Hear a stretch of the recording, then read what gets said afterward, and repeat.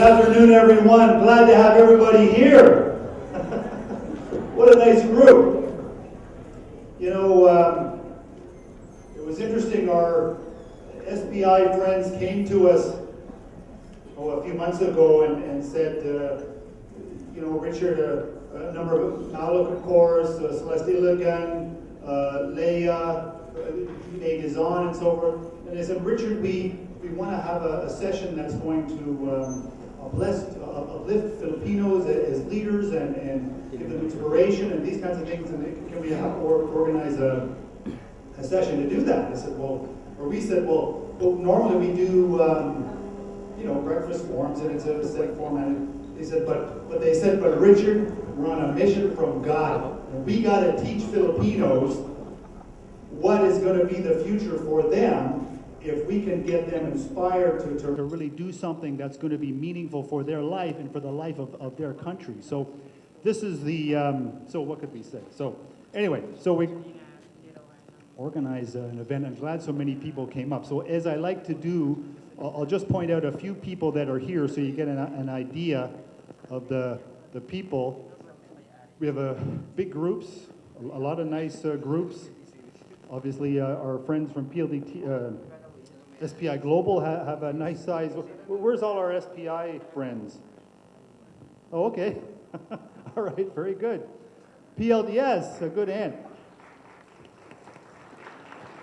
We have PLDT people here. Where's our PLDT friends? Okay. I know there's a lot of shy ones as well. Surgus, we have a group here. Where's our Surgus group? They're shy too.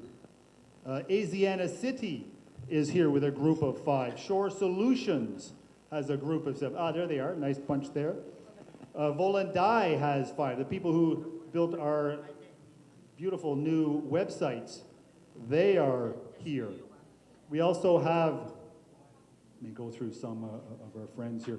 Gloria Reyes of Archway International with a big group. A lot of her senior staff are with us. Richard Quinn, the president of Cloudware Technology, is here. Carlos Fernando of Clicks Logic is here. There he is right there.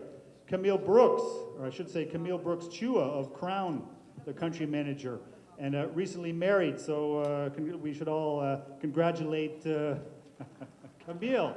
Well done. She snapped up a good one, I understand. Lorena Davidilla, the CFO of BPO International, is here. Robert Jordan, the CEO of Asia Link Finance, is here. Oh, Baker McKenzie. They also have this is a very high quality group. Where's our Baker McKenzie friends? Okay, oh yeah, there you are over there. Arnel Medina, the controller, and quite a good group there, and they're smiling a lot, so that's very good. Ann Lavers, the head of GHD, big engineering company, is here. Jones Lang LaSalle, of course. Our friend Sheila Lobian. There they are there, some of them. Infinite Outsourcing, like I said, I don't think I can go through all of these, there's so many. Meralco, of course. Also, always impressive that Meralco, I mean, where else would you find a public utility coming to events to, improve their skills and get involved in these kinds of things? So glad to have them. KMC Mag is here with a good-sized group. Also, Maersk Global, of course. I met a nice fellow, Thomas, who was here. There's a group there. Nice to have you. Esther Go has a group with her from Medilink Network, the CEO. Esther's a nice gal. There she is right there. Nestle. Okay, Pagasa Steel. Howard Tong brought a group. This is quite a major steel company, so quite a diverse group, as you can see.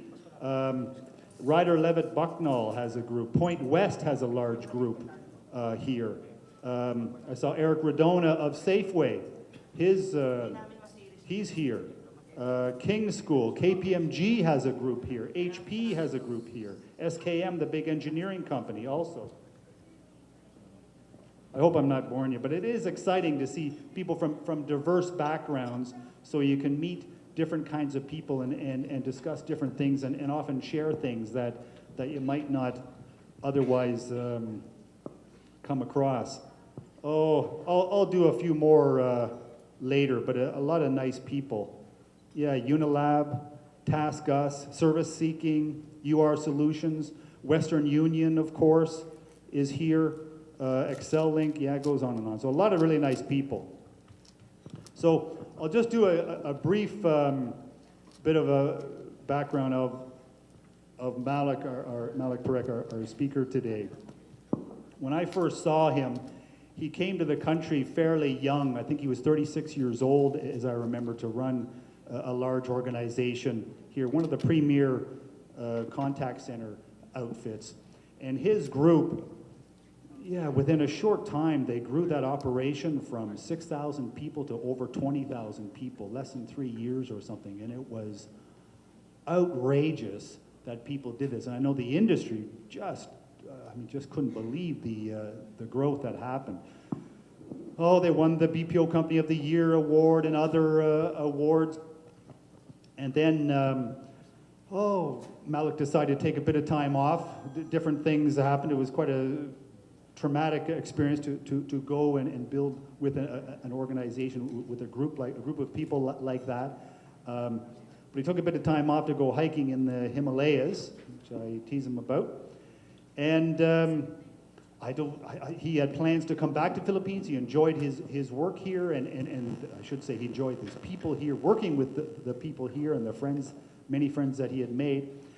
And one day he got a call, so he had different plans to start a business or do different things, but one day he got a call from Manny Pangilinan about a job at SPI, and through a process has taken on that role, and it's quite a storied company. Many of you know. It had been kind of slowed down a bit, but has since taken off tremendously and is now growing again, both in employment and revenues and offices and these kinds of things. So it's quite a tremendous thing to watch. So so really glad to have Maulikh Parekh here and his group, and you know, it's inspired when people want to do this. So this group just thought it was a nice idea, and they had some similar plans before of organizing this. So let's hear what Maulikh and his group have come up with. So please, I'll welcome to introduce and make a more formal introduction and get us warmed up and inspired, John and Louis to the stage. Please come on up to start our show. Good afternoon, John. Good afternoon, Louis, and good afternoon, everyone. And today is really a celebration of leadership. We're all here today. You're joined by 299 other leaders with the single aim of discovering what does it take to succeed and get to the top. And with that, get ready to be inspired by our speaker and engage in a very active learning experience with your fellow leaders as we learn more about what it takes to be a leader from experience. And we're all here to answer one question: what qualities should a leader develop so he can easily reach and succeed at top-level management? And to jumpstart our activity, we will have an interactive bingo exercise. Each one will be given a bingo card. You're mostly familiar with the bingo game. It has numbers in the card, 25 boxes, all with numbers, but instead of numbers, you will see words representing qualities of leaders. We will flash in a while our bingo card so you can see 25 boxes. At the middle of the card is a free box. One person per card. Right, John? Yes, so we have that on screen. One person per card will approach 24 other people. Don't forget to write your name at the bottom of the card because we have prizes in store for the first two people who can give us their cards with 24 names. Ask people around what quality, what's that top quality that you think a leader must have to reach and succeed at the top. Approach people, make them write their names nicknames will do inside the box of their choice. And as soon as you are done, come in front and we will check your card to see the 24 names in that particular bingo card. And it's all right to have multiple people, multiple names in one box. For example, if I believe that one of the elements of making a great leader is being a visionary, I will write my name there. And if you share that as well, Louis, Yes. I will find your name there as well. That's correct. And I'm now showing the 24 different qualities on the bingo card. We will now give you your cards, one person, one card. Let's do it now. Let's give each one a bingo card. Get your pens, pencils ready. On my count, stand up, go around the room, interact, approach 24 different people. What to you is one quality that will make leaders reach and get to the top level. First two people with 24 different names. Submit to us your card. You're entitled to fabulous prizes. Fabulous prizes for this afternoon simply by letting us know what matters most to a leader. And now, each person now has a card. Get your pencils ready. On my count, 3, 2, and 1. Interview 24 people in the room. Connect with your fellow leaders. Make them write their nicknames. What quality will help leaders reach and succeed at the top? And at the end, we might be different, we might be all the same, but what would be best is to know what is on top of your mind.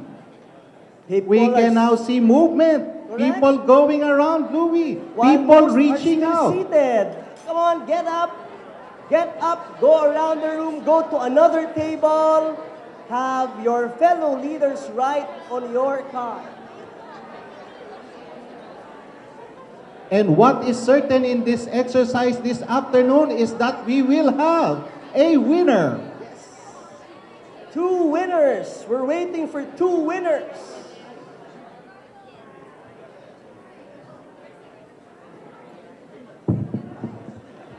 "24 different names. We're waiting for 2 winners. 2 winners. Who would it be? John, what are some of the qualities that they can find in the card, John? Yes. You have visionary, right? Yes, we do. We have visionary. In fact, we also have results driven. And we also have humility. I wonder if being simple would be on the top of the list. And that's just some of the 24 qualities. Come on, approach people whom you don't know. Connect with your fellow leaders in the room.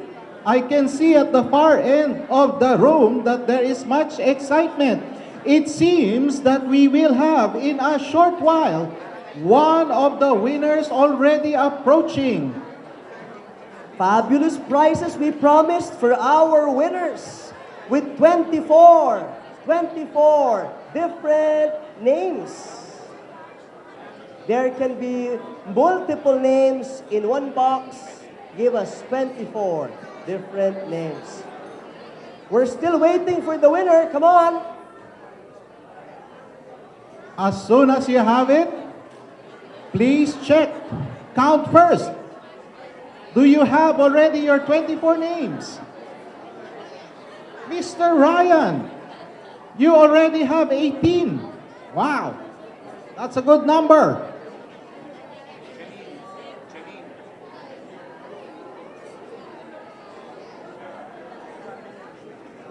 Good to see people really approaching each other.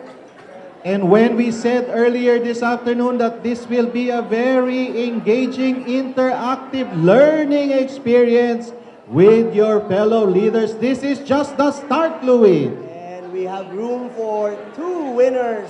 We are waiting for 2 winners. Oh, waiting for two winners.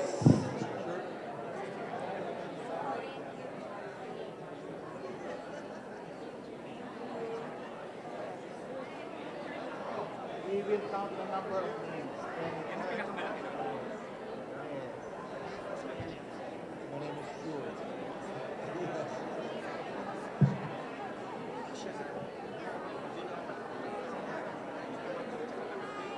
Who are on their 22nd or 23rd, 24th name. Come on. Of course, as customary to any bingo game, as soon as you're done with your 24 names, shout bingo! And come in front, and we will check. 24 different names. You may have multiple names. in What a each wonderful box. activity. I see a handshake, I see a nod, I see people exchanging cards. And this is interesting, John, to know what is the top one.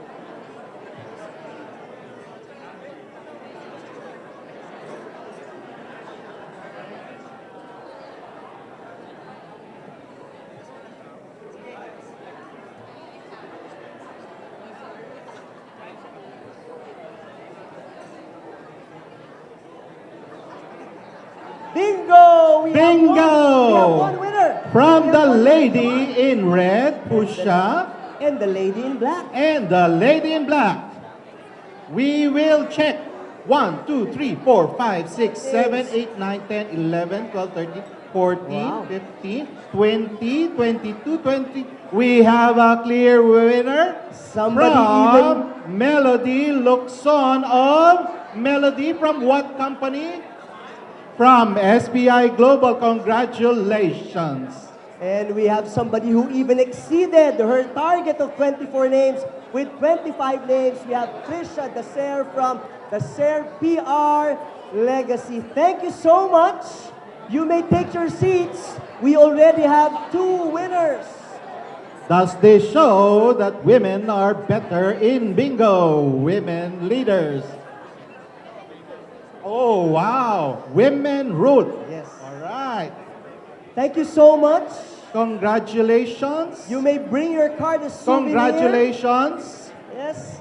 We Take your will seats, keep your everyone. card for a while. Wow. We'll keep this for a while. Wow. Thank you. Winners will be awarded. Bring your cards with you as souvenirs. We will do a check, John. We will Let check. us do a check.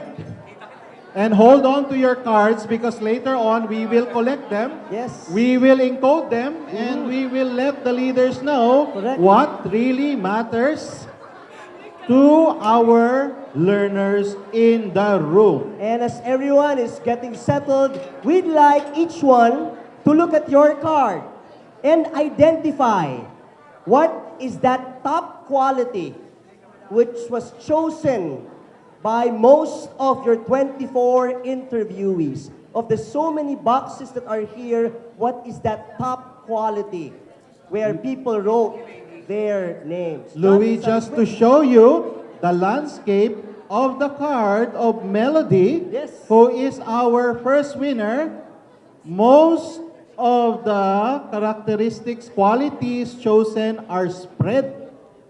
They are spread with only about 2 or 3 people choosing one quality. Is there more than one quality chosen which is specific? And on my card, on Trisha's card, we are also seeing the same trend. People writing on most of all the 24 boxes with only 3 with 2 names. Then, Let's because have a of this, poll. yes, let us have a poll. Let me start with the characteristic. And once you hear this, please raise your name if you see a lot of names in this particular box. A leader is a team player. Team player, how many have team player as most chosen trick? Right? Okay. 3, 4, 5, 6, 7, 8. All right. And we are taking track of that. How many do we have? I counted around 15, although we will collect your cards. Correct, yes. In fact, Sheena, one of our participants as well, is now writing down that there are 8 names in the characteristics of being a team player. So, yes, we have being people-centric. People-centric, how many have people-centric things? We are seeing one here on this side, 2, 3, 4, 5, 6, 7, 8, 9, 10, 11, 12, 13. That is a quick count. People-centric now trends over being a team player. Yes. How about being courageous? Courageous like the lion born in July, 5, Leo. 6, 7, 8, 9, 10, 11, 12, 13. Of course, one of our participants also has written being decisive. Decisive. A leader should make decisions. Decisive. Quickly. 1, 2, 3, 4, 5, 6, 7, 8, 9, 10, 11, 12, 13, 14, 15, 16. I can do a quick count. Yes, and I have this in my heart. I just like to make sure that I am correct. How about the characteristic of being accountable? Accountability in a leader. 1, 2, 3, 4, 5, 6, 7, 8, 9 in the central column. 10, 11, 12, 13, 14, 15, 16, 17, 18, 19, 19, 20, 21, 22, 23, 24. I think the most number, John, from among our spot on Correct. boxes Yes. today. That's true. Thank you. Wow. What if we can have all of these qualities in one leader? You know, we have all worked with different bosses or superiors in our lifetime. As of my last count, I've counted around 12. I've reported to 12 people in the course of my 2-decade-old career. And most of these leaders would have at least one of the qualities that are here on our box. But the man I'm going to introduce to you today seems to have a majority of it. And I've worked with him since 2007 and have continued to be in touch even if we're no longer working together for one organization. And if the letter E in CEO will be shaped or molded after this man, I'd say that letter E will stand for 3 things. One is enlightening. When I used to report to him, I'd prepare 15, 20 slides for a meeting. Of course, I want to impress the CEO, but he'd only have very concise, short answers and advice. And I learned it's not about the number of slides, 15, 23, or 5. It's how directly and clearly you're able to connect with your audience. And isn't that an enlightening insight? Another E would be engaging. A trainer, a facilitator must be engaging. As a leader, he engages. My first moment with him in 2007 was in an interview room, and I heard this American Indian say, malasakit. Malasakit, a word that I will continue to hear from him, whether he's speaking to senior management in the boardroom or speaking to our trainees, supervisors, managers in leadership sessions, or whether he just continues to speak to audiences in growing that organization to 22,000 strong after 3 or 4 years. The last E for me is empowering. I've had business and work-related conversations with him, and a couple of, let's say, I'd say intimate, personal, really personal conversations. And the good thing about this man is that he knows when to trust people. And that leads to empowering. I've been enlightened, I've been engaged, and I've really been empowered by this leader, my leadership guru, your speaker this afternoon, Maulikh, Parekh.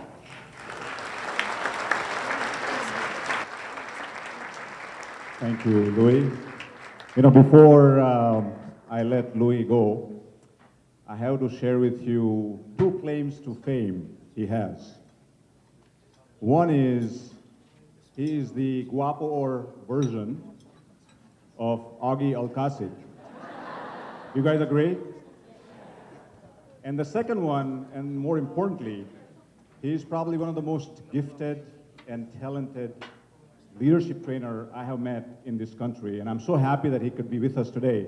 He's also donating his time with this event, so let's give him a big round of applause.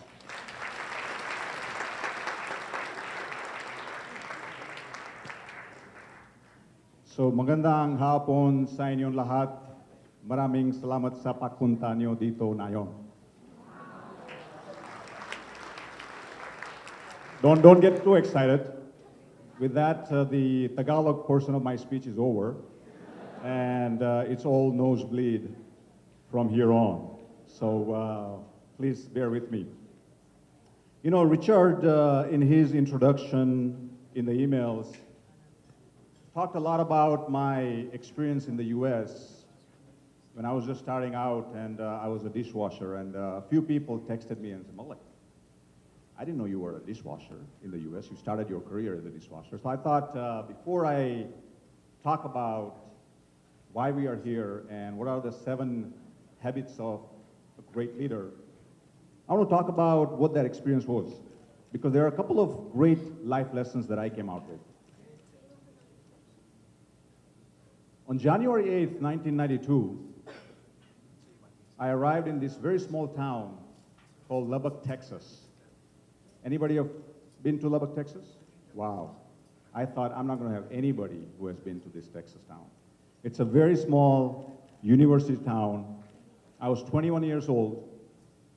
Had just finished my engineering degree in India. My parents had taken a $10,000 loan to send me to the US so I can pursue my master's degree in computer science.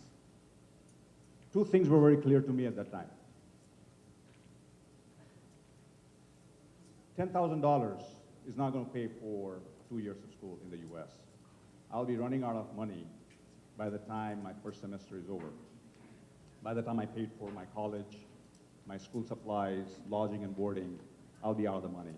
And I also knew that unless I find another job that would pay for part of my expenses, most likely I'll be packing my bags and I'll be going back to India, which would be a huge loss of face, not only for myself, but for my family as well. So I knew that was not something that I was prepared to do.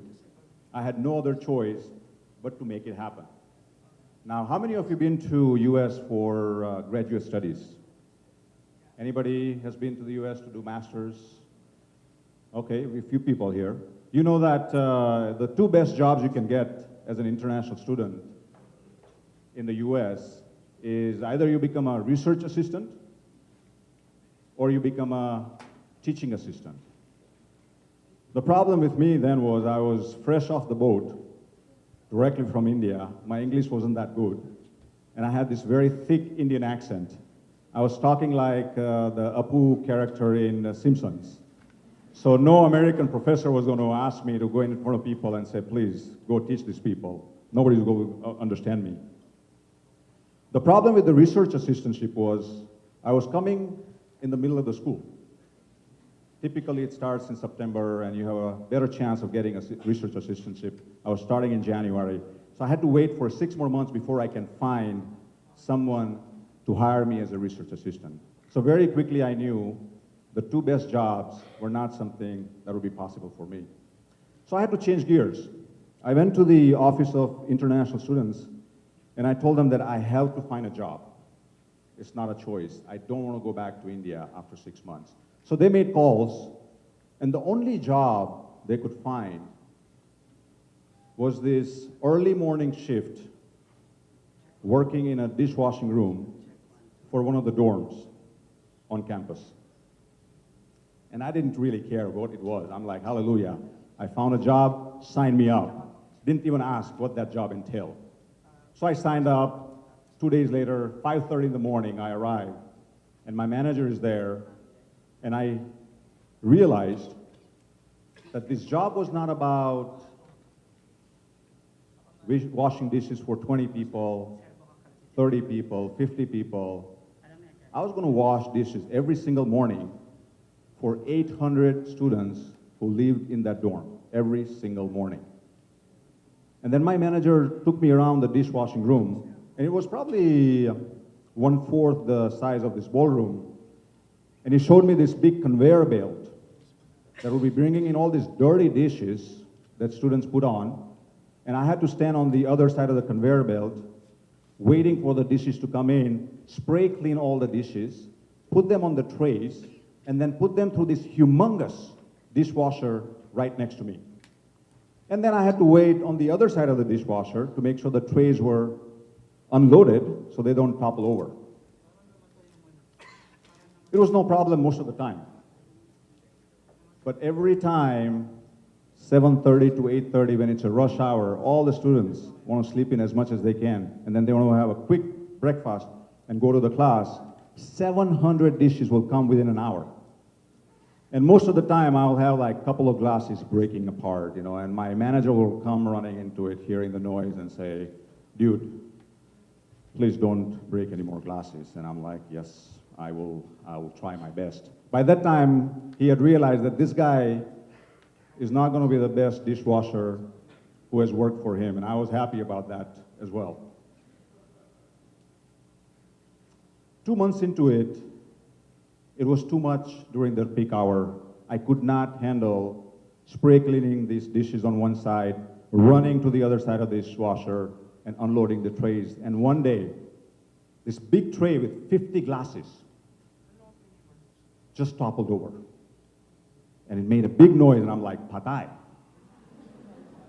I didn't know Tagalog at that time. I said, "Oh, geez, what happened?" And my manager came running into this room. He looked at me, and he said, "Dude." He kept calling me dude. I think it must be the 90s thing. It's like, "Please come and meet me in my room after your shift." So I finished my shift. I knew what was about to happen. I knew I'm going to get fired. And most likely I was going to pack my bags and go back to India. So I'm ready. I'm like, "Let's bring it on." I go into his room, and he said, "Dude, you have broken more glasses than anybody else who has worked for me. But I do like your attitude. I like the fact that you have always come to work 15 minutes before you're supposed to." I was probably the most excited dishwasher he had ever worked with. And I was willing to stay longer if he needed some help, even if it meant I had to skip some classes. So he knew he can rely on me. So he said, "You know what? I like you. What I'm going to do is I'm going to actually transfer you to the front line. Tomorrow, when you come to work, you're going to go stand behind those breakfast buffet line, and you're going to serve breakfast to our students." I could not believe it. I mean, I was shocked. I was speechless. I want to say, "Thank you, dude," but I couldn't bring myself to say that anymore. I was like, "Wow, this is unbelievable." I was very excited. Even though it was a lateral move, no more money, I was just so happy that I got out of that dishwashing room. It was probably the first promotion that I got in my entire career. Next morning I came. Please, no, Born, go for it. I'm glad that you are as excited about that as myself. But next morning I go to the front line, and I am being a vegetarian all my life. I never thought I could be so excited to serve bacon and sausages and eggs and the ham and cheese omelet to people. I mean, people would come and say, "Please give me one sausage." I'm like, "No, take two." But the reason I wanted to share this experience with you is because, one, it's an humbling experience. It reminds me of where I came from. It reminds me of my background every time I think about it. And I know when I was sharing this experience with you, all of you went through your memory lane as well, and you realize some of you also had similar experience. I think one thing we should always keep in mind is when we meet people who are also starting in the dishwashing room, instead of showing off our title to them and say, look how good I am compared to you, look at my title versus yours, look at my office versus your cubicle, I think we gotta reach out to these people and give them that helping hand that somebody else gave us in our life once. The number two reason I get excited about reminding myself of this experience is because there were two lessons for me, one as an employee and one as a leader. As an employee, I remember that even though I didn't like washing dishes, even though I was not good at it, even though it was not my passion, the reason I got to the front line is because I brought my excitement and my reliability to work every single day.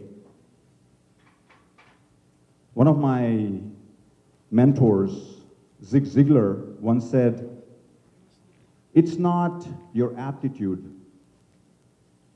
but your attitude that determines your altitude. It's not your attitude, but your attitude that determines your altitude, how far you go in life. The lesson I learned as a leader was not clear to me for 10 more years, actually. It dawned on me when I was reading this book by Jim Collins, Good to Great. How many of you have read that book? Excellent book. I recommend everyone to read that book. In his book, he says, bring the right people on the bus and make sure they're sitting on the right seats. My manager in the dining hall didn't appear to me like a big management guru. He didn't appear to me he was like a big management consultant. But he was wise. As soon as he figured out that I was no good in washing dishes, but I was good for the culture he was building, he found me the right seat in the organization. So ask yourself, do you have people on your team today who may not be the right fit for the job, but they are right fit for the culture? They are willing. They may not be able. Can you find another seat for them so they stop breaking the glasses and do something else for your organizations? Okay? So now that the dishwashing story is out of the way, I want to talk a little bit about why this event. People have asked me, Maulikh, I know Richard asked me. By the way, it's not inspiration from God or anything. I think that was his creation. It is an inspiration to make a difference. But there are two reasons why we are doing this. Number one,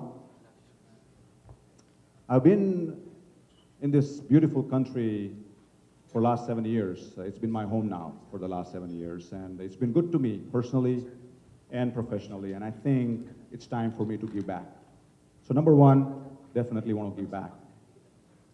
Number two, we are living through some exciting times in this country right now. You know, 2 weeks ago I was reading this study that came out of IMF,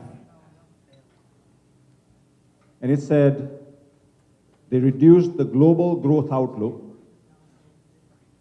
for 2013. It reduced the growth outlook for Indonesia. It reduced the growth outlook for Malaysia, reduced it for Thailand, reduced it for Vietnam. Guess what? They increased the growth outlook for the Philippines. I believe we are all very lucky to be living through these times in the Philippines because it is one of the finest hours of this country, and the best is yet to come. Do you guys agree? Naniniwala ba kayo? Yeah? And I know we can do great things as a company and as a country if we do three things right in this country, right? We continue to build the right infrastructure. We continue to build the right socio-political environment so the businesses will keep coming in. And number three, we continue to invest in the leaders of this country going forward so they can take this country to the greater heights going forward. Now I know that I don't have any financial capital or political capital to do anything about the infrastructure or to do anything about the socio-political environment. but I can do a little bit of my own in helping build better leaders in this country. And so, if somebody were to ask me today, ano kay mo? Voila. I don't have any license. I just simply have a desire to make a difference. And I hope today's event, you'll find some new ways of looking at leadership from my own personal experiences. How did we come up with these 7 traits of highly successful leaders? How did we come up with these 7 traits to help you find a leader in you? It's coming from my own personal experiences. You know, all my life, when I was growing through the ranks as an organization, as a young person, I was looking at people who are sitting in the corner office, and I was asking myself, what is different about those people than the ones who are sitting outside? What is different about those people who are going through the ranks every single year versus the ones who are getting stuck in the low or middle management? And now as a CEO, I'm asking myself, why I'm so excited about promoting some people while I'm not so excited about promoting others? What differentiates great leaders from the mediocre one? So there are 7 traits that I would like to take you guys through, and I hope you find it very useful. The first one is, what anchors you? So before I talk about that, I want you guys to take a couple of minutes and write down 3 people, 3 everyday heroes in your life. Someone like your parent, your teacher, your coach, your Lolo or Lola who raised you. Who made the biggest impact in your life? What are the 3 people you can think of right away? So just write down, and we'll come back to it later on.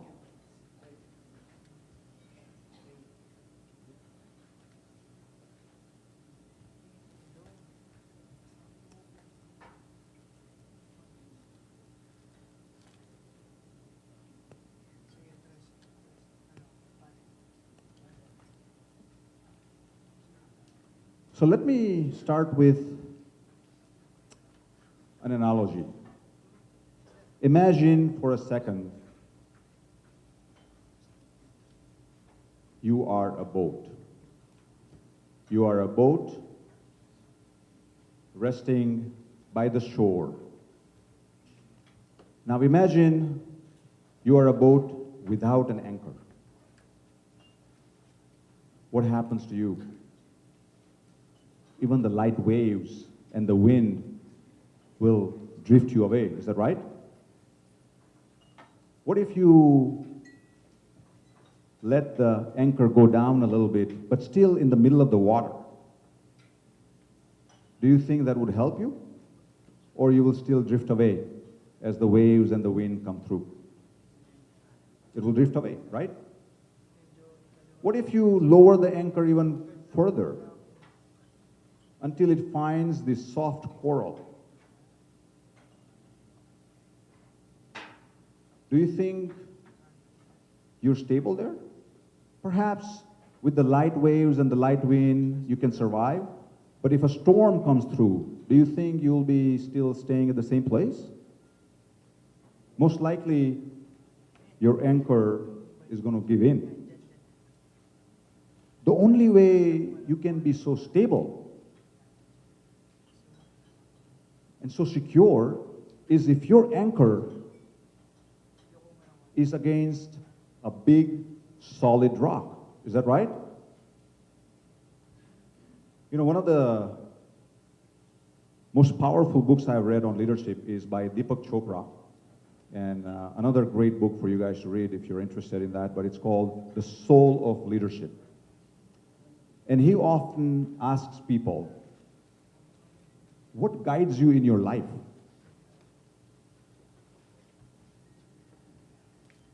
Are your actions guiding you? If we are driven by our actions, nothing different between us and the animals, right? Because they are not thinking, feeling, being. Are your thoughts or your mind guiding you? Well, thoughts keep changing, so you're not stable anymore. Are your feelings or your heart guiding you? It's better than the thoughts, but even feelings change. Or do you allow your core being to guide you? Where are your strong beliefs coming from in your life? There are a couple of good examples of it. If you think about Gandhi and Rizal, Gandhi and Rizal, both of them grew up in well-to-do families. Both of them went to Europe for further studies. Gandhi became a lawyer, Rizal became a doctor. They had a good life.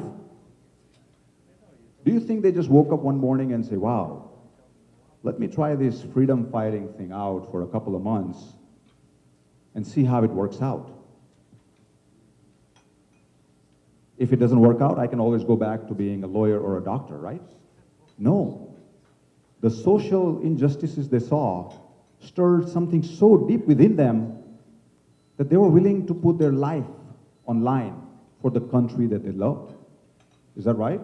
In fact, the beautiful poem that Rizal wrote the day before he knew he was executed, I want to share that with you guys. But if you read that poem, you know that what Rizal was about was not coming from his mind or his heart, but it was coming from something that was very deep within them.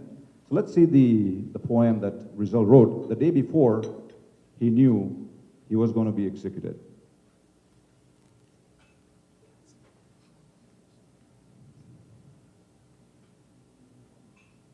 Hopefully it will stop and I can read, yep.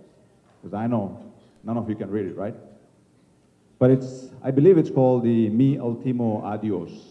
You probably studied it in the school, but when I read that, it was unbelievably emotional experience for myself as well. It was written on December 29th, 1896. He was executed December 30th, 1896. And this is what he said about Philippines. Farewell, my adored country, risen, beloved of the sun, pearl of the Orient Sea, our lost Eden. Departing in happiness, to you I give the sad remains of my life. And had it been a life more brilliant, more fine, more fulfilled, even so, I would have given it willingly to you. When you hear this poem or when you read this poem, do you think it was written from his mind? How many of you think that it was written from his mind? How many of you think it was written from his heart? So, how many of you think it was written from something deep within, his core, his soul? Yeah. Some of you are just lazy and not raising your hand. But I know, I get it. You're with me. That's good. Now, good news about the business world is we don't have to put our lives on the line, right? Our companies are not coming to us and say, well, if you work for us, you may have to lose your life one day. Nobody's asking us to do that. So that's a good sign. But if you look at some good leaders in the business world, the same thing applies. You think about Steve Jobs, for example. What comes to your mind when you think about Steve Jobs? Was he kind of ambivalent about his life, or was he passionate? Was he passionate? And what was he passionate about? What were his core beliefs that made him the most iconic leader of our times, and he made Apple the most valuable company in the world? What made that? I believe there were three things that he fought for from the deepest part of him. He wanted Apple products to be perfect. He was a perfectionist. And Apple products are perfect, except you're using Apple Maps. Then you're in trouble. He wanted the Apple products to be simple. They're simple but sophisticated, right? Leonardo da Vinci once said, simplicity is the finest form of sophistication. And I think Steve Jobs really believed in that. And the number 3 thing that he fought for was intuitive. The reason why people like Apple products is because it is so human-friendly. We don't have to think about it. It's almost like it's thinking on our behalf. This Siri keeps talking to me once in a while. And I don't want her to, but she's like, let me hear what you're saying. I know I can help you out. But I'm like, no, please, let me do my own part. But they are creating products that are so intuitive. So Steve Jobs believed in something so deeply that he was willing to fight anybody. People told me that he is one hard person to deal with. You hear about that in the newspaper. You read his book, you know that he was one hard person to deal with. He was a difficult person to deal with. But at least everybody knew where he stood. Everybody knew what his anchor was. Jack Welch is another great example in the business world. He was given the Manager of the Century title by Forbes magazine because he grew his company by 4,000% in value in 20 years that he was the CEO of the company. When he took over as a CEO of GE, it was worth $14 billion. In 2001, when he retired, the company was worth $410 billion. Nobody has ever done anything like this in the US corporate world. How did he do that? What differentiated him? And there are many things. If you've read his books, or if you've heard of him, or if you've listened to him on YouTube or on TV, you know that he has many different qualities of being a good leader. But the one thing that stood out about Jack Welch is his firm belief in the power of people, in the power of people's creativity. And he put his money where his mouth was. He started investing almost $1 billion a year in their leadership training center. GE's leadership center is the best in class today. And there are so many other companies who are trying to do exactly what GE did in developing the leaders. In fact, if you look at the Fortune 500 companies today, GE has produced more CEOs of those companies than any other company in the world. And the only way Jack Welch was about to do that is because he firmly believed in the power of its people, and he was willing to go to fight for it. He had to go to the board and say, I need $1 billion to train my people, because if we don't train these people, we cannot continue to grow as an organization. Right? So the question now is, how do you create your own core beliefs? So there are 2 steps to it. Number 1, first and foremost, you have to learn to observe the core beliefs in the leaders that you come across. A lot of the times when you come across a good leader, the first thing you notice is the facade. It's almost like looking at a tall building. How many of you have been to Empire State Building? How many of you have seen it on TV? All right. Very good. Everybody has seen it, right? So imagine you're walking by Empire State Building. What do you see? What do you observe? You observe the external facade. You observe how tall it is. You observe the windows. You observe all the architectural details of that building. But you don't go out and ask, I want to know, how is it that Empire State Building has been one of the top, tallest buildings in the world for 80 plus years? What is keeping it so firm and strong? You know, they give the tours where they take you to the 102nd floor and you have a 360-degree view of the New York City. I don't think anybody goes to the management and say, well, do you have an elevator that goes down to the 4th floor? in the basement? Because I want to see how strong the basement is. It's the same thing that happens when we are dealing with leaders, right? Because when we see the leaders, the first thing we see is what? Their external facade. What are they wearing? What brands they are wearing? What designer bag? Louis Vuitton? How are they walking? How are they talking? How often do you take that elevator down in that leader's mind and see what is it in them that makes them a better leader than others? So now I want to come back to the 3 people that you wrote down. Take a minute and write down what quality they have that makes them someone you chose among the hundreds of people you know. Why did you choose them? What one quality or 2 qualities these people have that makes them your mentor, your role models, your leaders?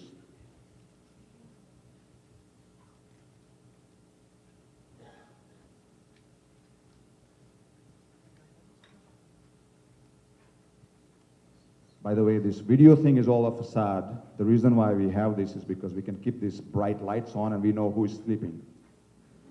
So just so you know.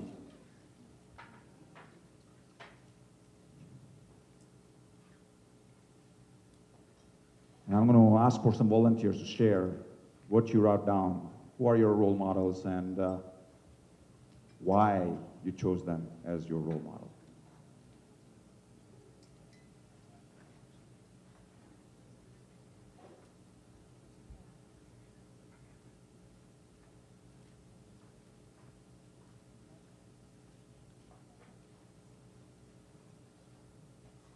So, any volunteers? I would like to have at least a couple of people share who did they write down in their list of 3 and why?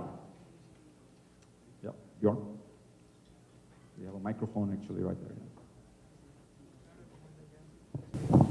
So good afternoon, my name is Bjorn. I chose 3 people I used to work with. One is Steve Smythe, he was the CEO of a company I worked for. The other one was Jerry Mora, he was a service advisor, and the other one was a service manager, Lee Perry. All of them from California, because that's where I lived at the time. And what so inspires me about them is that all 3 of them had this belief that all of us as human beings, we have this inherent greatness in us that is just waiting to be unleashed, that's just waiting to come out. Great. That was totally inspiring to me. That's great. And Thank you, it changed Bjorn. my life. Good. Let's give him a big round of applause. First volunteer. How about one more?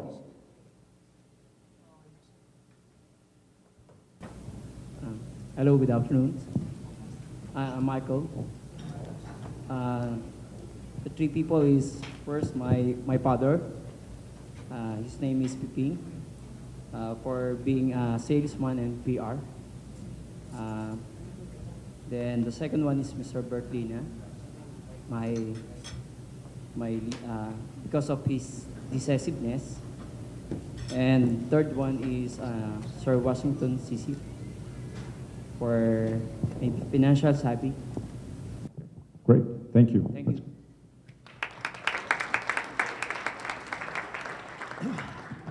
Good afternoon. My name is Raju. I'm a consultant and a trainer.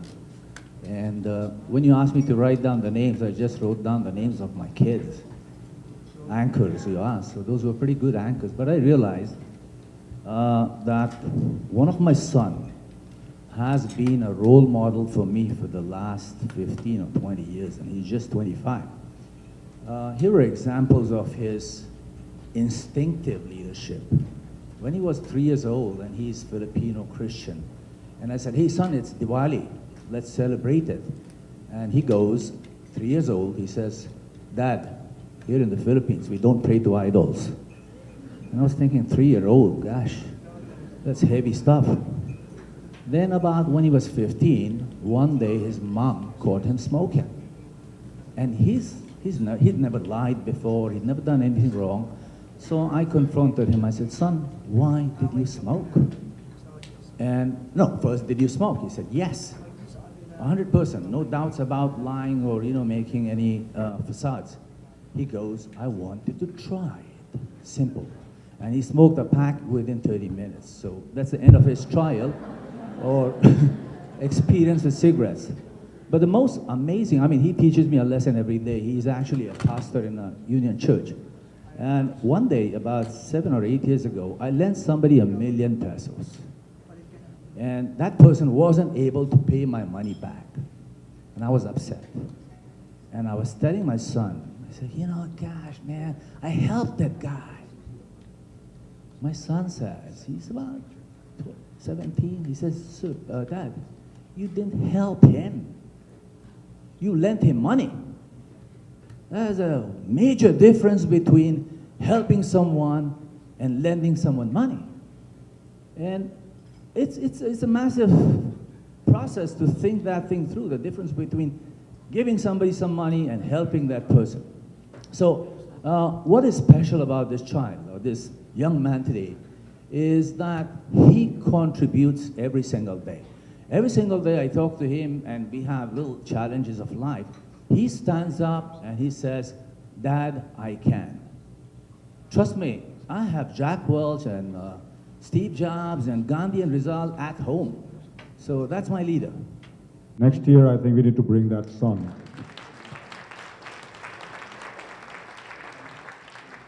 Thank you, Raju. Richard, we have a next speaker, I think. We'll need to bring your son here. Anyway, so I think a couple of really good examples. The next thing I want to talk about is, you know now how to observe these qualities in others. How do you find your own beliefs? How do you find your own principles and values that would anchor you? And I'll do a quick quiz here. I want to ask you guys if you know who this person is. I know I got the attention of all the guys now. Does anybody know who this person is?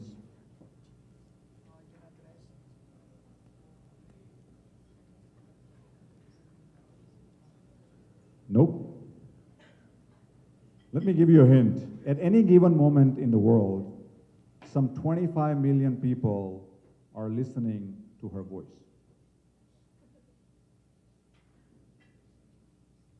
Just the voice.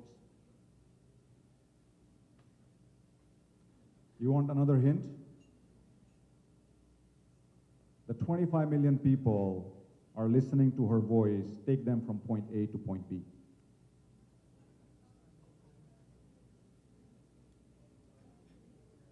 GPS. I know in the Philippines we still don't have the voice yet, so guys, hold on to your horses, but she's coming here to your area very soon. But her name is Karen Jacobson.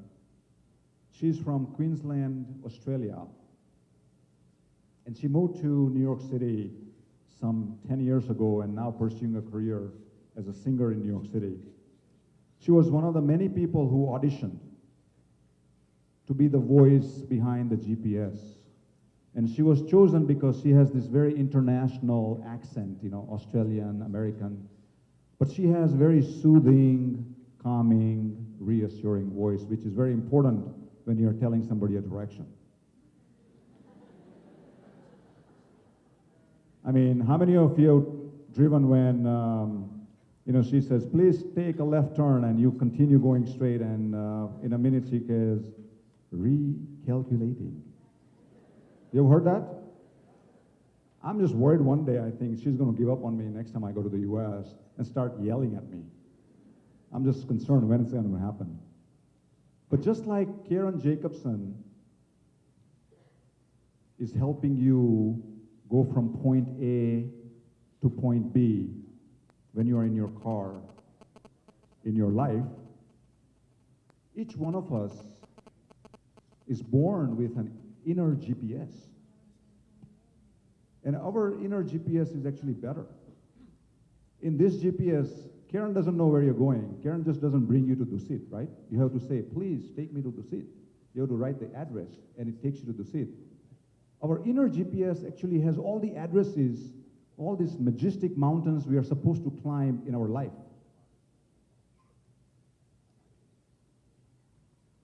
we have to listen to Karen.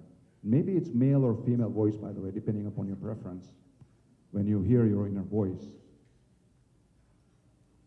But you can only hear that voice if you block out everything else in your life. When you block out all the other noises in your life, whether it's media, TV, internet, Facebook, Twitter, you have to go within you to listen to that faint voice that tells you what are you supposed to do in this life. And it will tell you what values and principles and beliefs that will take you there. So with that, I think we are going to do the exercise about creating your own beliefs and mission statement. I'm going to bring on board Louis and Johnny back on stage again. Let's give them a big round of applause. Powerful analogies there given by Maulikh. One is a building, foundation in a building, and another one is the anchor. You know, I had the privilege of working with seafarers, doing leadership training with them. And this is not theoretical leadership training. We are inside simulators, bridge simulators. And there's a team inside which can alter what happens in simulation. And it really feels like you're on board a ship. You're in the bridge where the captain is. Any slight operation of the team at the back causes the waters and the winds and the weather to really change. And whenever there's engine failure, created by that simulation team again, or steering failure, while the captain and all the other officers on the bridge will resort to different solutions, the last resort is always drop anchor. When we can no longer control the boat because engine failure, when we cannot steer and the water can make the boat adrift, last resort is what Maulikh is saying, drop your anchor. What is your foundation? In a while, we'll give you copies of anchors. They're blank pieces of board paper, and we're going to do something about this. I will have 3 guide questions for you. We will have a chance in 3 minutes to quickly write your anchors in life. One question, your reason for existence as a person, as a leader. Why are you in this life? As a leader, when you look back at your life, what is it that you would have really wanted to accomplish? Achievements, not just tangibles, but also making a difference. How would you want to affect other people? 360 degrees in your practice of leadership. I'm sure that these are not the only guide questions. This is also your personal mission statement. We got inspired as well by Stephen Covey's Begin with an End in Mind. Your personal mission statement should be in that anchor. We will now give you copies of your anchors. You have crayons, you have markers and pens on your table. Let's do it quickly in 3 minutes. What is your most concise, straightforward answers to these questions? What is your leadership anchor? To give you an example, I of course have my own mission statement. And having been a student of 7 Habits in the 1990s, this is an old version, and because it's a stable anchor, it hasn't changed through the years. And this is how I wrote it in 1997. Can you please read with me? I am passionate about life.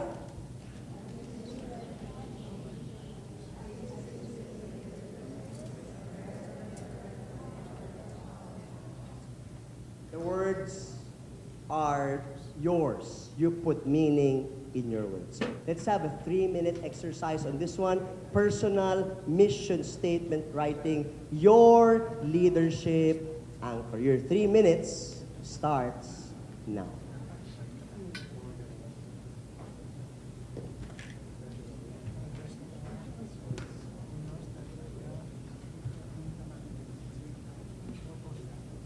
Challenging writing time of 3 minutes. For the leaders in the room who are clear, And already clear of these anchors, you have an idea of what to do.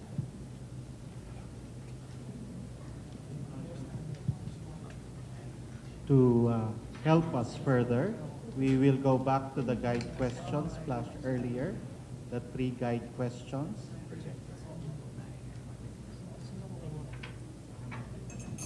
So we start with your reason for existence. And to answer that question, you are the only one who will be able to give justice to why we are here in this earth.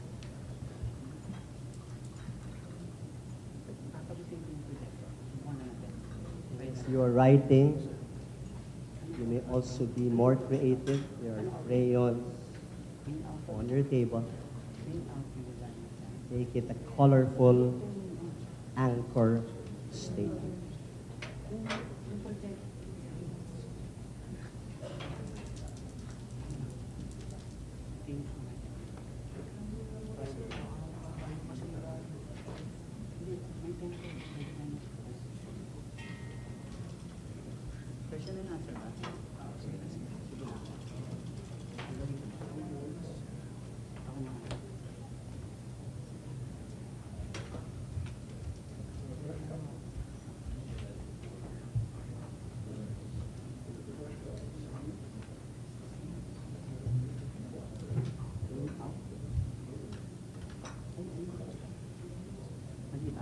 All else fails, engine failure, steering failure, personal and professional crisis, you go back to your leadership.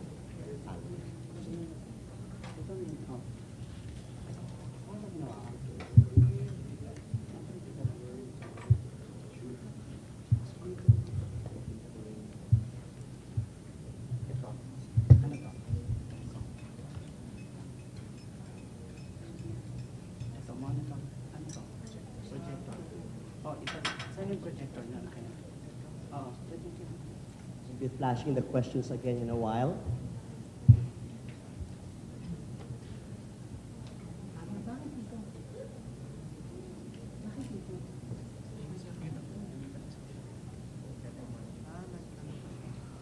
What is your reason for existence?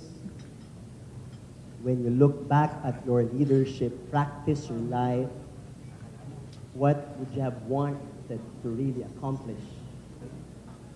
And how do you really want to affect others?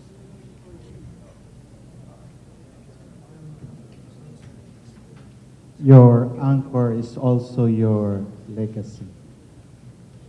So what is it that we would like to live in this particular world?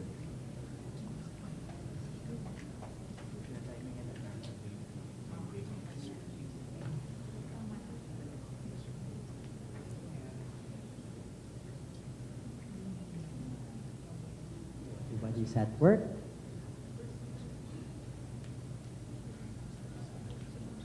We will get ready to inspire our table mates with our leadership anchors.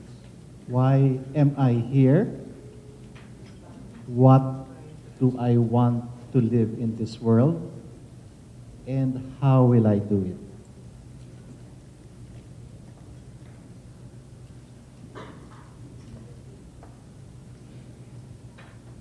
And I can see most of you either finished or wrapping up.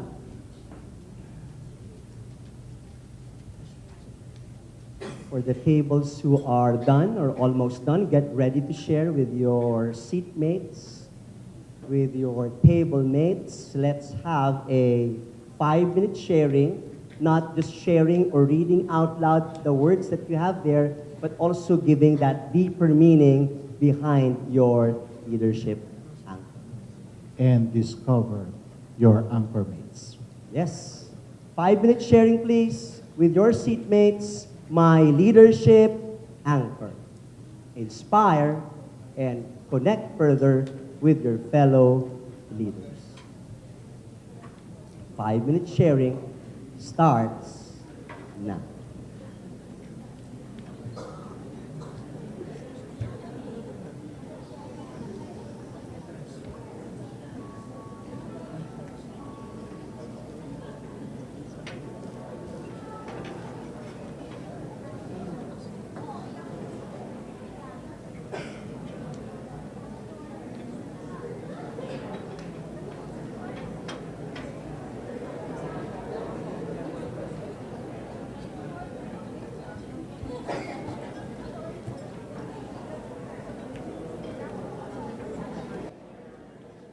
we can see smiling faces, people very proud to share why they are here, what they want to do, and how they will do it.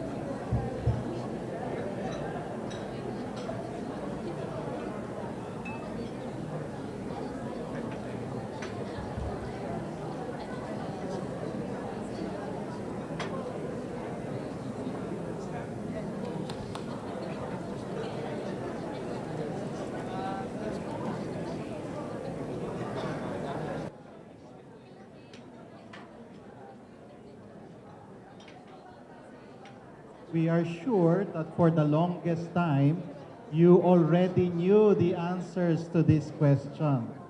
But now there is a smile to our faces, given the chance to really put it down on paper. Something that will be one of our mementos, our takeaway for this leadership session this afternoon. Because as we go around and look at what you have written, we will find out that some are almost there, some are starting, and some are documenting the process. I believe some have already shared and are done sharing. John, can we hear from... Yes, of course. It would be better if we will be able to hear from representatives of each of the blocks to share their anchor. Let's hear someone from that side, John. Of course, now we have a volunteer from this particular block. Volunteer, please.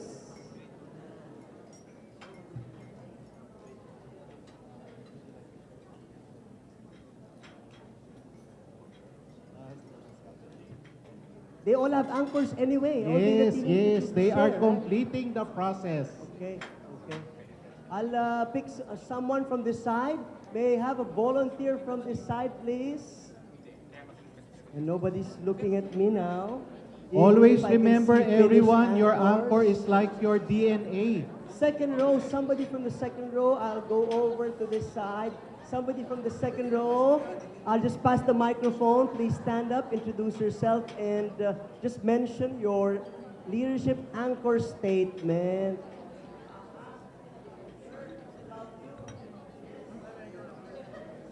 We are ready actually from that area. Oh, we have a Yes. volunteer here. Yes, We have a please. volunteer. Born, Yes, yes. please. Mr. Bjorn Martinoff. All right. Is this difficult for you guys? Okay, so my reason for being, my raison d'être is to develop world leaders. To develop world leaders. That's right. And what is it that I want to leave behind? And what is it that I want to know I have accomplished? And that is to have unleashed, unlimited potential and greatness that is both practical and applicable immediately, now. Very powerful statements from an executive coach, Bjorn Martinoff, who's been practicing executive coaching in the Philippines. Develop world-class leaders, and unleash potential from people. Unleash unlimited potential. Unlimited potential from people. Not just potential, because it's like being rich. You can, or Yes. having more money. Having more money, you can have one centavo more, right? And then you have more money. Each word Or you really could have a has wee meaning. bit of potential more, and you feel like you've grown your potential. But what's that wee bit? No, you Yes. want to have unlimited potential, not just Yes. a little bit more. Thank you, Bjorn. We have somebody from this side, John. Yes, thank you very much. Now let us hear it from Rose Reyes of Hertz. Rose Reyes. Hi, my name is Rose Reyes. I'm from Mersk. What I actually wrote down is something that I had since I was in college. It was all about it's what guides you, what will guide you in life. And I find that it's still the same whether you're a student or a individual contributor, and as you evolve as a line manager up to maybe, a CEO, it's all about you. Because if you actually are able to do your best, then you impact people. So just to read what I have, it's good that I remembered, no? It's been a while. So this one is to recall what I used to, what I believed in and what I still believe. I will be the best that I can in whatever endeavor I will pursue. Now, highlighted is no mediocrity. Whether you're a mother, a wife, a leader, a participant, it's all about doing your best.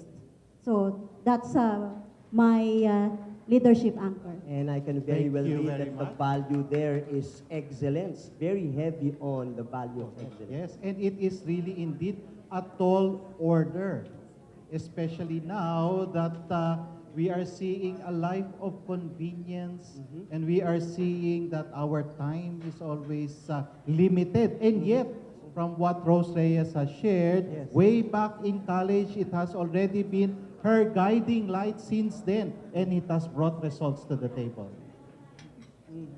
Yes, but that is not even a day.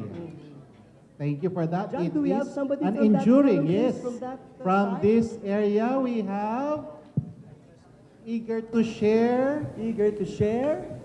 Yes? Somebody, John, do you have a volunteer there? I do have somebody here who's ready. Yes? You can just go to the microphone. Okay. Your name, please. First name. She will announce. Go ahead. My name is Rosel Rosales, Rose there, we have Rosel here. Aha. and my middle name is Reyes.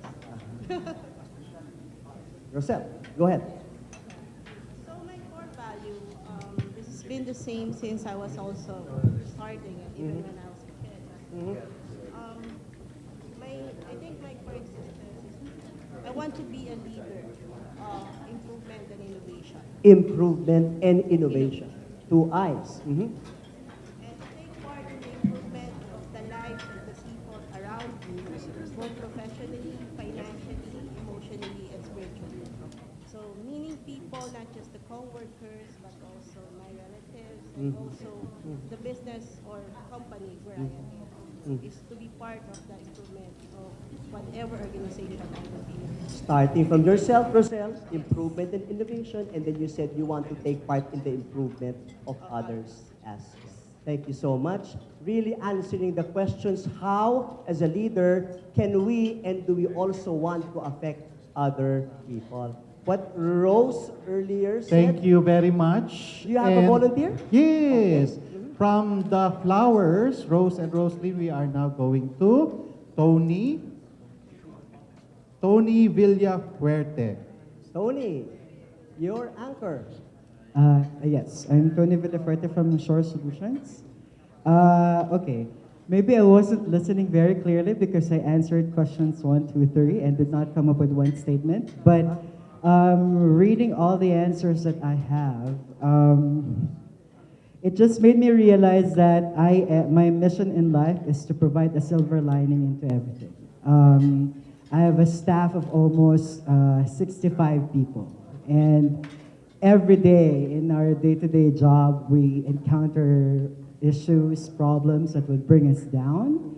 So my purpose in life, I think, is to, not just with my family, but also with the people I work with, is to provide a silver lining, continue to be a positive source of, of optimism or something like that, I But guess. that's creatively said, provide a silver lining, right? To emphasize, right? To make more people appreciate. Yeah, because we all become sad, every now and then. Everybody is, Yes. everybody has a bad day at work, Yes. right? So my job, I think, is to just make things a little lighter Yeah. and a little more, provide a little more optimism, something to look forward to. Thank you, Yes. Tony. Even if you gave three different initial answers, you were able to really sum it up into two words: silver lining. Silver lining for others. Let's give these four volunteers a round of applause, please. These questions, we may not really be confronted. We are not confronted with these questions every day, John. Right, and it is wonderful to see that based on the sharing, all of our leaders go beyond the work experience, go Correct. beyond the work setting. Yes. It seems that the anchor is one that perpetuates more than the organizational perspective. Starts from the person, but there is always the desire to go out and in ripples touch bigger circles. The It is first deeply rooted. First step is to define your leadership anchor. What the other steps are, we will know again from Maulikh. Let's give them a big round of applause. Guys. Yeah.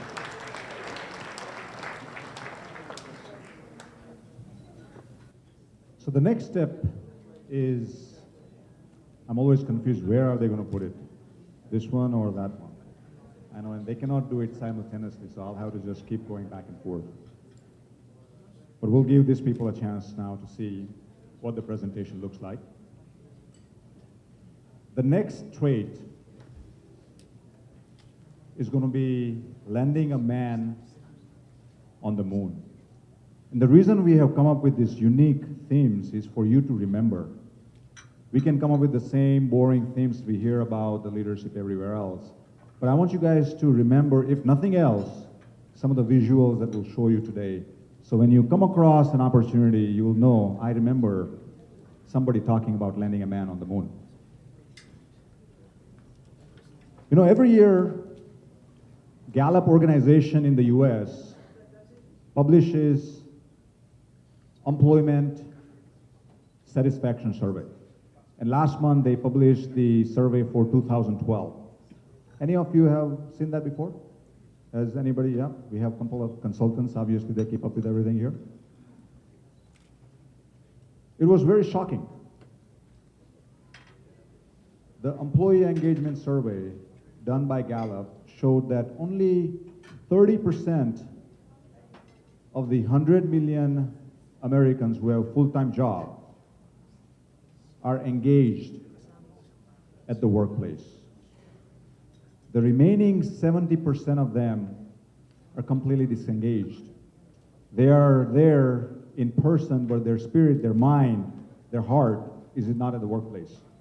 The worst yet, among that 70%, 18% of those disengaged employees were actively disengaged. Meaning not only they are disengaged, but they're acting out their disengagement at workplace. Have you guys come across anybody in your life where people are just completely disengaged? Not in your current job right now, but perhaps in your past lives, yeah? Yeah, you're sitting next to your boss and you're like, yep, I got one right here.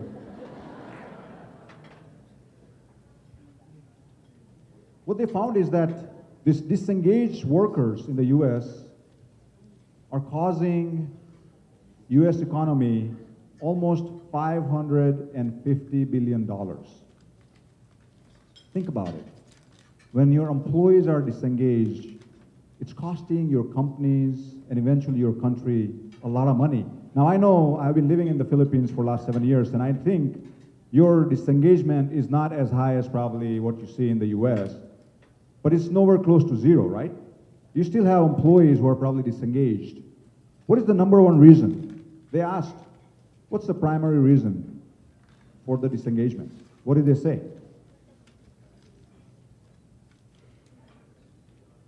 Yep. What did they say? Bosses. That's right. The number one reason, the primary reason for someone to be disengaged at the workplace is their immediate supervisor. There was another study done in Australia by the Australian Institute for Employment Rights, and this is even more concerning. They did an extensive study and they found out that more people die of stroke and heart attack between Monday 9 a.m. to 11 a.m. More people die of heart attack and stroke between Monday 9 a.m. and 11 a.m. Think about it. This is a very human phenomenon, right? Deepak Chopra said, you don't see that in any other living species. You don't, how many of you have dogs? How many of you have dogs, yeah? Do you guys get a call at like 9 a.m. from your dog Yaya and say, sir, I was walking the dog and it started complaining about this chest pain and it's 9 a.m. Monday morning. It's very human-centric issues. And what do you think is causing that again? The uninspiring, boring workplaces that people go to. In fact, the study actually recommended to the Australian government that the best investment they can make in preventing health issues in the country was not having people eat healthy food. It was not having people do yoga and meditation or something new age. It was to transform the work culture in Australia. Think about it. We have roughly 300 people here. Let's say we got 30,000 people reporting into our organizations. Think about it for a second. When these people come to work on Monday morning, whether they're having chest pain or they're excited, depends on everyone here. When everybody comes to work, whether they're going to be productive on that day, inspired that day, depends on all of us here. It's an awesome responsibility we have as leaders to make sure we don't have people going through chest pains and strokes coming to work on Monday morning.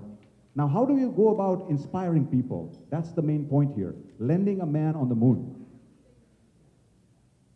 On April 12, 1961, JFK woke up and realized that USSR had beat United States once again in their race to conquer space. Does anybody know what happened? Yep. First man in space, Yuri Gagarin. USSR beat United States in that race. JFK realized very quickly that space is the next frontier. We must do something about it. We can't let USSR take the lead here. This is the future. So 6 weeks later, he gets in front of the US Congress and urges the Congress and the people to commit to landing a man on the moon and returning him safely by end of that decade. And it galvanized the whole nation. People asked him, why moon? Why should we send a man to the moon? And this is what he had to say.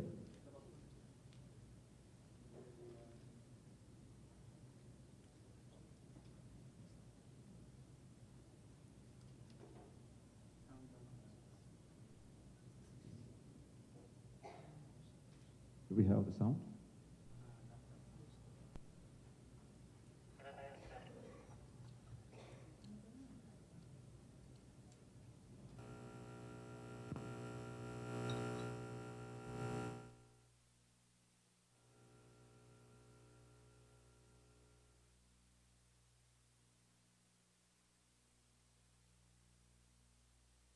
The moon.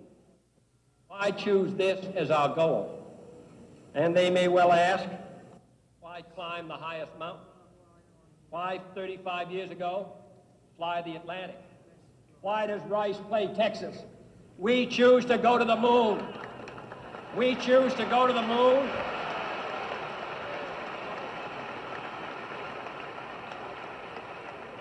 We choose to go to the moon in this decade and do the other things, not because they are easy, but because they are hard. Because that goal will serve to organize and measure the best of our energies and skills. Because that challenge is one that we're willing to accept, one we are unwilling to postpone, and one we intend to win, and the others too.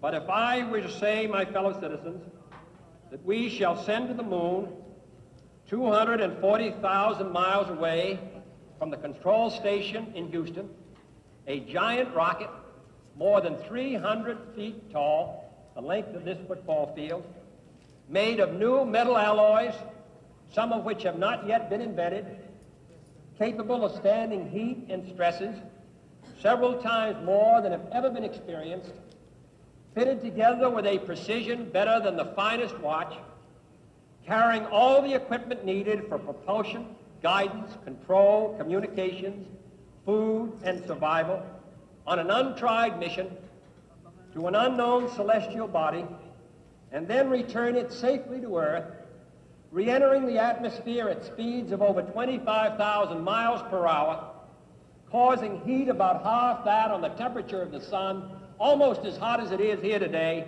and do all this, and do all this, and do it right, and do it first before this decade is out, then we must be bold.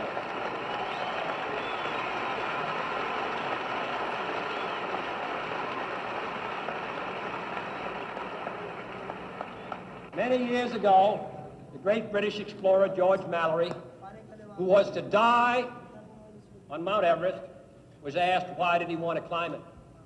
He said, because it is there.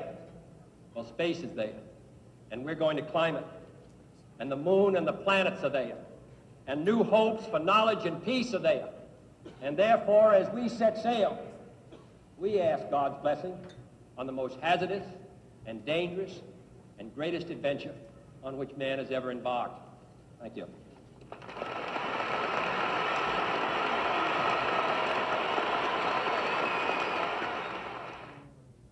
So this speech galvanized the whole nation. And even though he did not survive to see Neil Armstrong land on the moon, the country stayed inspired. They went after the dream that Kennedy spoke about every single opportunity he got. How does he do that? So there are 5 things I learned when I think about JFK and his inspiring style. There are 5 things he has done here to get the man to land on the moon. Number 1, he sets a very clear vision as to what we need to accomplish. He tells you where you need to go, by when, and why.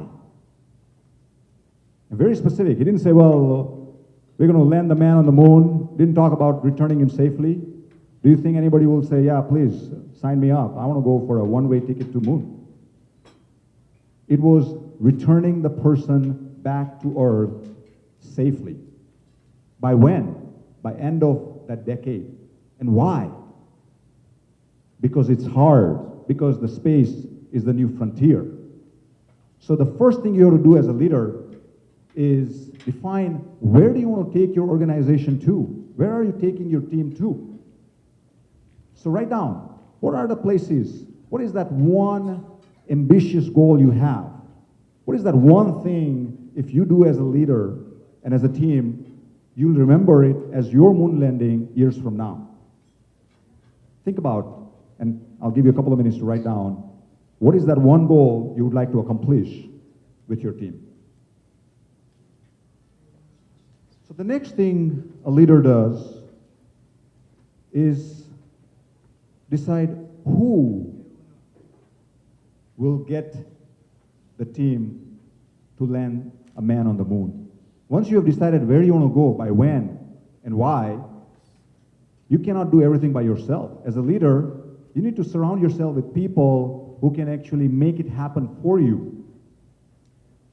So what did Kennedy do? He didn't go to Jackie Kennedy and say, honey, or pumpkin, I don't know what he called her, but I gotta move to Houston because I have committed myself to landing a man on the moon by end of this decade, and I gotta make that work. No, he actually went out and found the best rocket scientists he can find in the country, in the world, and got them together.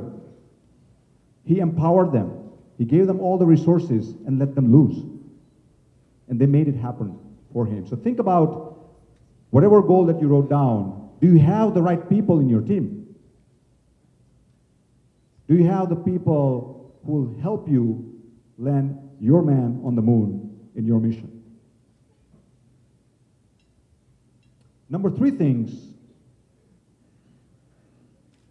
that leaders do is, and what JFK did was, he told people what is in it for them. It was a national pride.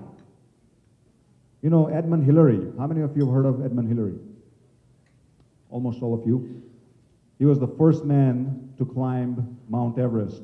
And once he did that, one of the reporters asked him, how does it feel to conquer the tallest mountain in the world? And he said something very profound, and he said, we don't climb mountains. We don't conquer mountains. We conquer ourselves. We don't conquer mountains.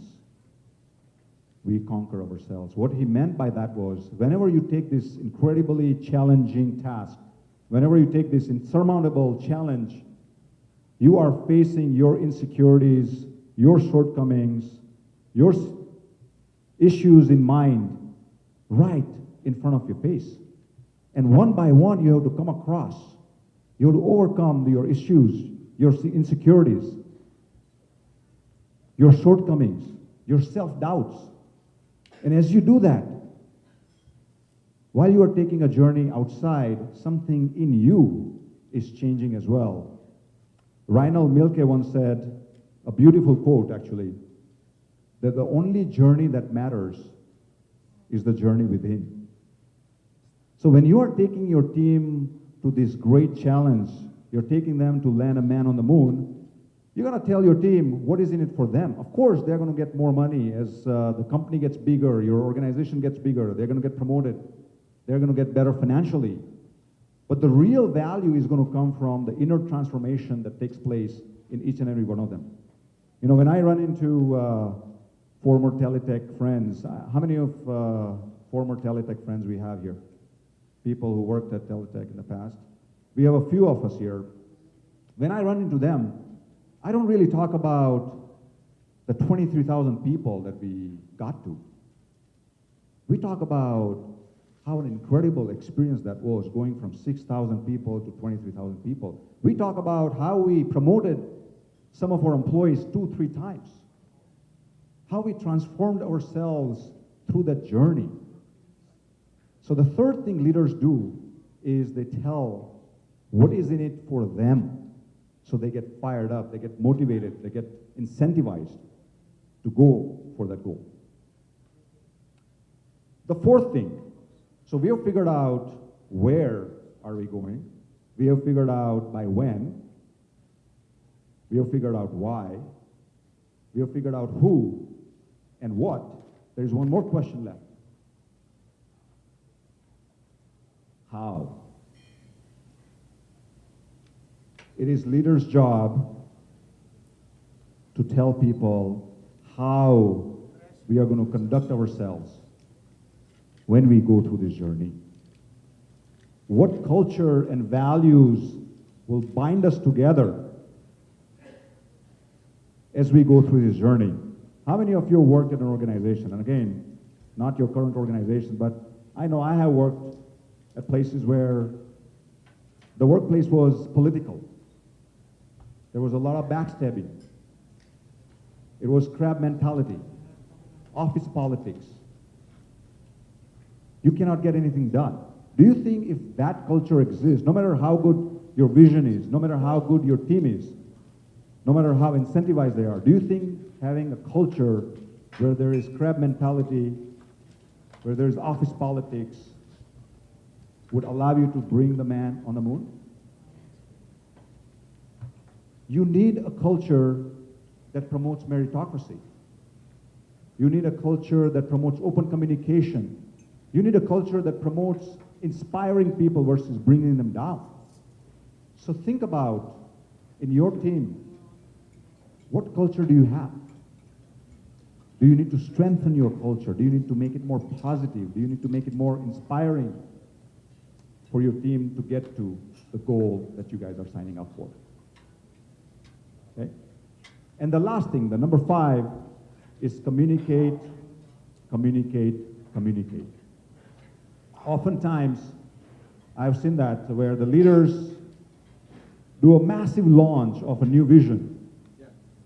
They launch a new vision, they launch a new mission, new goal. They bring on the right people. They tell them what is in it for them. They also build the right culture. But they never, ever repeat what that vision is. Imagine for a second if JFK went in front of the US Congress, and that's the only time he talked about landing a man on the moon. And then he never ever talked about it. Do you think they would have landed a man on the moon? No, because for the 2 years that he was alive, every opportunity he got, he kept talking about landing a man on the moon and why it was so important. If he didn't, people will start forgetting what this assignment is about. The team members will lose focus, right? If he didn't talk about it, some people will start working on a mission to Mars.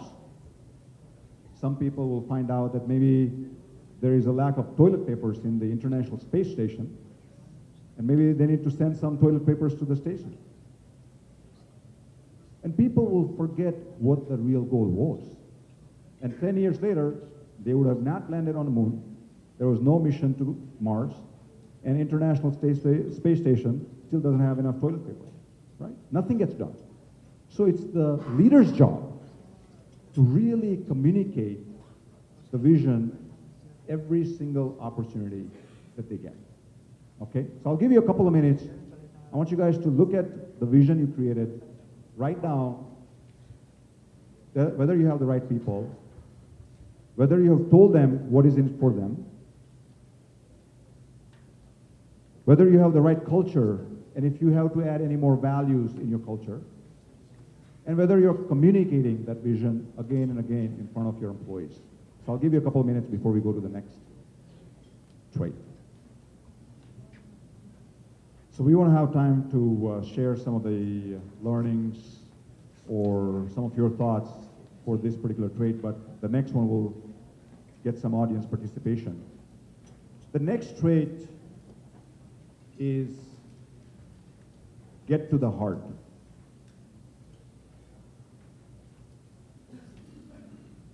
Imagine for a second, you are a doctor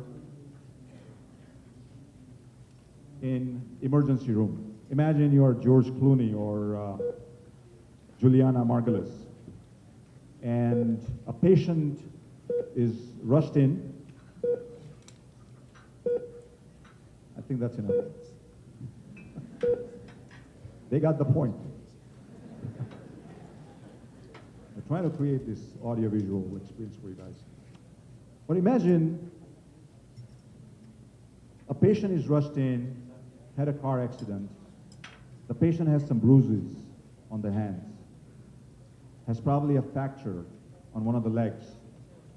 But in the trauma of an accident, she also suffered a cardiac arrest. And you are the emergency room doctor. You are George Clooney or Juliana Margulies. Let me ask you this. What do you fix first? I know Raju knows the answer, so I want somebody else.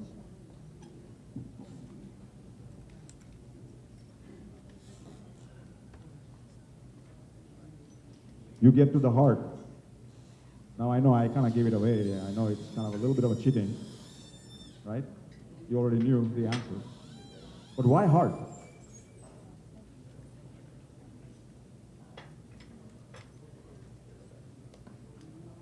That's right. If you don't save the heart, it doesn't matter whether you stop the bleeding on the bruises. It doesn't matter whether you fix the fracture, right? The good thing though is, in our body we know where the heart is and how important it is for us. But in our business world, think about the issues that are coming your way, right? All the issues that you come across are all multidimensional. Imagine for a second, I know I'm in BPO industry, so I'll talk about the biggest issue we have, attrition. One of your managers come to you and say, my attrition is going through the roof. And they give you multiple reasons why. Well, the carpet Where my team is sitting stinks. It's been really old. The comp and ban is off compared to the competition. But the manager is also really weak. What do you think is the heart of the matter there? Right. If you fix the carpet, you fix the comp and ban, you have a bad manager, what happens? People will continue to leave your organization. So one of the things we have to learn in our business world is whenever the issues come to you, how do you get to the heart of the matter? And what differentiates a great leader from a mediocre one is whether he gets to the heart or the bruises or the fracture first. I'll give you a personal example. This was, I learned this trait hard way. I was working at Dish Network in 2001. It's one of the largest TV provider in the US. And my first job in the first 6 months was to go to 6 different countries and come back and recommend to the senior executive team which place Dish Network should send their call center work to. So for the next 6 months, I went to Costa Rica, South Africa, Northern Ireland, Canada, Philippines, India. In July, I was prepared with a report, and I created this big, huge report. There were 30 slides, 5 per one country. And I knew I'm going to have some time with the chairman and the CEO of Dish Network, and I was ready to impress this guy. I go into the meeting, I had a projector ready, he walks in, he looks at my paper copy that I gave him and said, how many slides? I said, 30 slides. He stood up, left, and he said, come back to man, you have 3 slides. And I was so shocked. I mean, I worked so hard on this for 6 months. I went to all these countries, I collected all the data from Department of Trade and Investment of every single country. I met with BPOPs of every single country. I was so disappointed. I thought maybe he's playing with me. Maybe this is a trick question. I'm newbie, so he's wondering if I can think out of the box. I thought maybe if I reduce the font size to 1 and remove all the margins, maybe I can put all these 30 slides in 3 slides. Unfortunately, it didn't work out, and I realized very quickly what he was trying to do with me was to make me think like him. He said, I don't have time to tell you everything, but put yourself in my shoes and come back to me 3 slides of all the important items that I need to know as a chairman and CEO of this network, which was worth $7 billion at that point.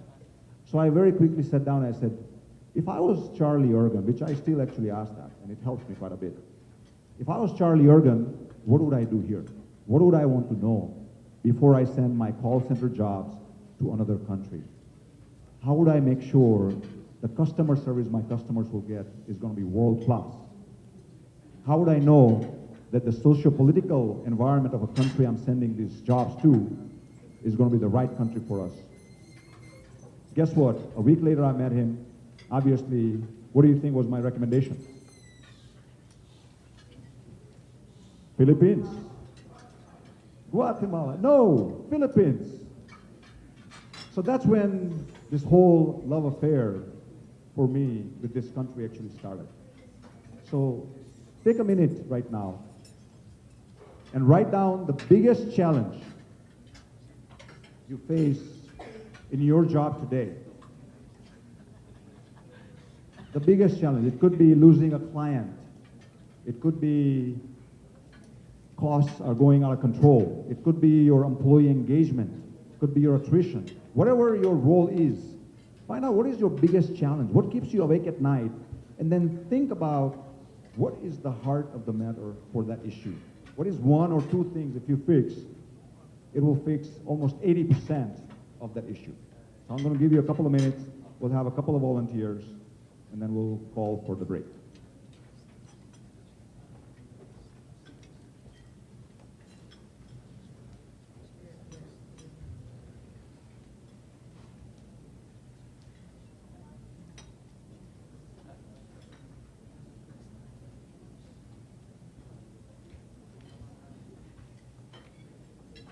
All right, let's have a couple of volunteers. Don't share your trade secrets, but you know, there are issues that are worthy of sharing with this public here. Who would like to share? Yep, please. If you can get to the microphone.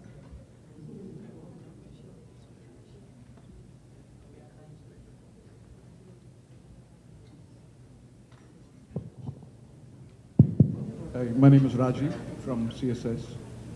The biggest issue that I face with my team, and I see this every day, is when there is any issue, it's always because of something else that's beyond their control. They have typically what I call a way to dexify the whole thing. They defend, then they explain, and then they justify as to why this happened because of reasons beyond their control. To me, I would rather see them take ownership and be accountable. And unfortunately, that just doesn't seem to happen. I mean, I can talk to them several times over and over again, but that's my biggest challenge. I was going to say if you have the right team, because one of the number 3 point was what? Actually, number 2 was what? Who, right? Do we have the right people on the team? And I'm sure you may have your people here, so I'm not going to go into the conversation here. But right after this, there is a break, so you and I can talk about it. But we are getting to the heart of the matter now. I know you're ready to have some coffee, some dessert, and also take a quick toilet break. So we're going to take, 15 minutes, and then we'll be back again at 4:15. All right? Thank you.